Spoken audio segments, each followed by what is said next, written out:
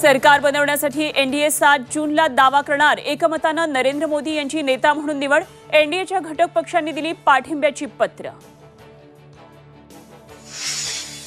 NDA सरकारमध्ये शिवसेना आणि राष्ट्रवादीला मंत्रिपद मिळणार असल्याची सूत्रांची माहिती। मुख्यमंत्री आणि विजयी खासदार आज दिल्लीला जाणार, तर अजित पवार उद्या दिल्लीत।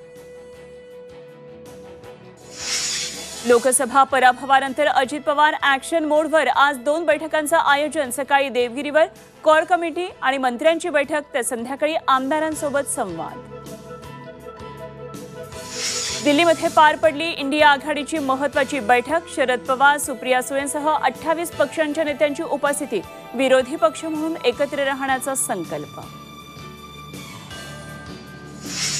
रायगड आणि कोल्हापुरात आज शिवराज्याभिषेक दिन सोहळ्याचा उत्साह। हजारो शिवभक्तांनी फुलला रायगड, तर कोल्हापुरातील नवीन राजवाड्यात विशेष कार्यक्रमाचं आयोजन।